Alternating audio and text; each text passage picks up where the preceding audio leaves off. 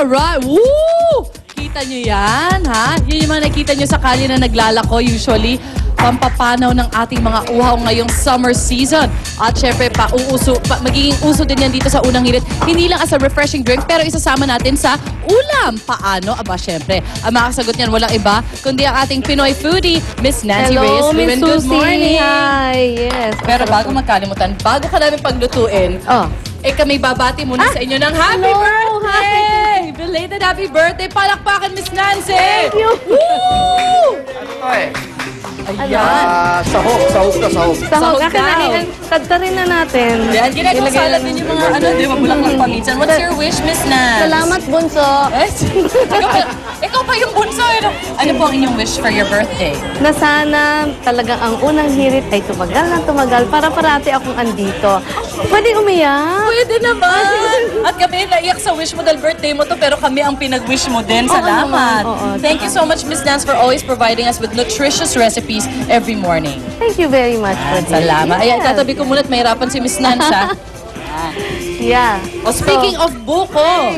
Yeah. Speaking of buko, anong ating recipe for today, Miss Nance? Actually, ang buko, thank you po. Ang buko water, you can use it in any dish that requires water. Like tinola. Nilaga? Yes!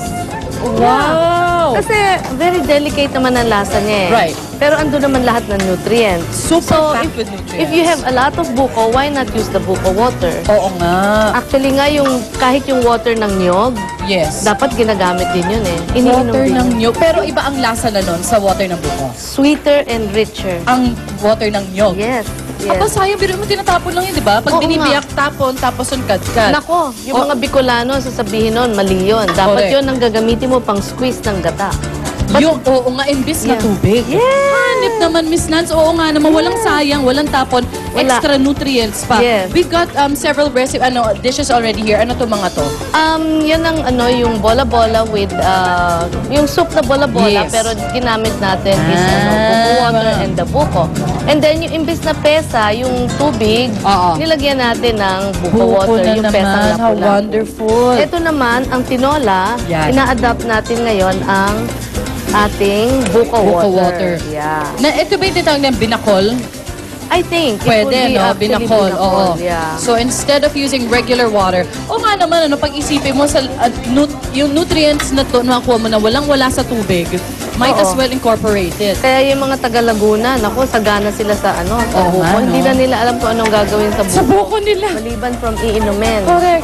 So, we've Yeah. got garlic and... I have onions, I have onions. ginger. Ginger. Ang kailangan, walang garlic. none. None, When you onion, that's it. ginger. It's a good question kasi when you're cooking with coconut water, Okay. it's very delicate. Alright. Ayaw mong matalo yung lasa. So yung malalakas na lasa like red onions, I use white. Okay. And then ginger konti lang. Alright, And then mga kapuso, pag nagluluto kayo ng buko, bubuksan nyo lang at the minute that you need it. Okay. Bakit? Kasi nawawala agad ng lasa. Yung, di ba may lasa ng sweetness ng konti, Yes. yung baka nare-reduce. So if you do it the night before, wala na. Okay. Nadadilute yung Ayun. So, lasa. pabayaan nyo muna nakahiga-higa dun sa mga sahig ng kusina ninyo yung buko, di ba? Anyway, mabilis lang naman biyakin Pabayaan yan. yung gumapang-gapang muna. Correct. doon. So ngayon, after you have already sauteed your chicken, Mhm. you can put now toyo. I would put a Or fairer is that amount patis? kasi sorry. Patis. Nakatingin kasi ako sa cake. Yeah, patis.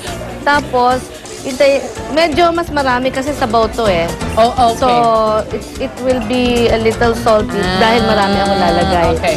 And while you're cooking this, para madalian, pwede na kayong may nakahanda na Na broth. nakatimpla na buko. I boiled already okay. the buko with all the karne-karne. Pero yan ay pinainitan lang na juice ng buko. no? Yes, Okay. yes. It's all So and then here the we buko go meat. with the buko meat, which is really actually 99% protein. Wow! No fat.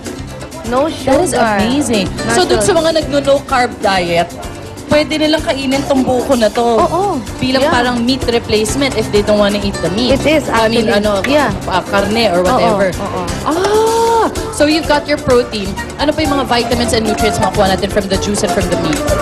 There's what they call this acid that, hindi ba, something Uh-huh. from the extra virgin coconut oil. All right. Which is also good. And it's present here already. Yes. Yeah. Ang alam ko rin sa buko juice, ano siya, electrolytes. So Yes. pag nagwo-workout ka, Yeah. itong magandang pang-replace ng fluids na nawawala sa body ninyo pag kayo nagwo-workout. Correct. Now, instead of, pwede rin gumamit kayo ng papaya, the usual for, Yes. But, dahil minsan mahal na rin ngayon ang Ganun buko ba? ha, sa totoo lang Ay, yung buko mahal. Yes. Oo, yes. nagdagdag na lang ako ng ubod. Upo. Ubod. Ubod. Yeah, Okay, ubod. ubod, yeah. Kala ko upo Para- kasi naisip ko kamukha siya ng papayang green. Oo. Okay. Yeah, yan. Para Ubod. pangdagdag, di ba? Minsan kung, halimbawa, gusto nyong gawing dessert yung yung buko, Okay. just use the water, you can also add ubod. Alright. Magkamag-anak naman sila eh. Okay. Na ano? Magpinsan naman daw sila. Magpinsan sila. Hindi sila mag-aaway. Isang lahi. Yan. So, when this is already boiling, then you add already your buko. broth. Wow. And you just timpla it, siguro with a little more patis if you want. Or Pepper, pwede ba maglagay ng pepper? pepper. Wag lang masyado kasi baka masyadong malakas. Yung flavor na naman malakas. Oo, ayaw nating talunin yung Ano nga pala, magkano nga pala ang gagastusin natin? Actually, ang buko ngayon is not that cheap anymore. No? Alright. Dati 10 pesos, ganun. So, 30 pesos Right. Per person? per person, pero malaking serving yun. Oo. Kasi isang ulam na yun eh. Oh, yeah. Lalagyan mo na ng kanin. Pero kung halimbawa, soup lang siya Aha. with a meal, it will be about 15. Okay, see? Okay na. Tinolang manok sa buko juice. Yan ang Oo. ating ginagawa ngayon. Ito Ayan. na yung ating ito na. papakain sa ating Ay, mainit yan. Kaya. Yan, para kailan. Yan na. Ano siya pa yung Lagyan natin ng... pang-serve natin ng sabaw. Ito. Ito na, bunso. Ayan. Ika. This is good. Ayan. Oh, okay. Okay ba to? Ayan.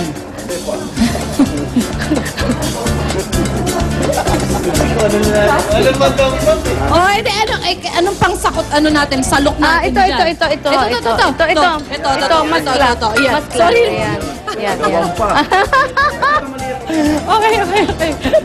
Kasi may iba pa tayo. Meron pa tayo sa pambat. Ay ating tinolang manok sa buko juice. Courtesy of our birthday girl, Miss Nancy Reyes Lumen. Thank you. And look, Enjoy ngayong umaga. and you can add pa pala your Ano yan? chili tops para talagang magmukha siyang Tinolang tinolang talaga. maganda. Diba? Ayan na ang tinola. Thank you so much, Miss Nance. Thank you, Nancy. Thank you for the cake. Ayan. Oh naman, of course, we love you, Miss Nance. Thank you so Thank you, much for babe. always being here at Syempre, providing us with new recipes. Actually, maganda ito lalo sa mga bata because of all the nutrients also that you can get from it. Thank you, Miss Nance. Thank you very much. Ayan. At ngayon naman, syempre, ito ang ating cake for Miss Nance from King Cakes. The sexy Miss Nance. Happy birthday! Hello Happy din pala sa mga birthday! yung mga taga-Paranaque na parating nanonood sa atin at kay Tony, Camille and Tony Alfonso. Naku, grabe sila. Good morning. Mga Mga fans Gusto talaga. nila umaga pa lang nakagano na sila. Wow naman, salamat po sa inyo. Thank you so much. Magbabalik pa ako ng hirit. Happy birthday. Ay, ginalito na. To you. Happy birthday to you. Iba talaga. Ang ganda. Birthday! Kailangan talaga kumakanta si attorney na. Pero happy birthday, Miss Nancy. Thank you for feeding us all the time. Good food. Naman. Ay, alam mo, pare. Pare tuloy, Mare. What's up? Pare. Kasi, Mare, di ba, kahit gaano kainit ang araw, talagang hindi magpapapigil ang mga taga Laguna. That's Liliw right. Laguna. Liliw Laguna. At Sa kilalang fiesta nila. Tama, kilalang nga sila sa paggawa ng matitibay at dekalidad na tsinelas. I should know. Ano masasabi ng mga Brazilian brands, di ba? Local. Tama. Local Liliw pa rin. Laguna, ibang klase talaga. Siyempre kasama That's natin doon. right. Nakikipiesta po sila Monica, Arn at si Enzo. Enzo, Happy good morning. Fiesta, Liliw. Tsinelas! Sa shopping yan. Pasalubong. Go shop, Monica.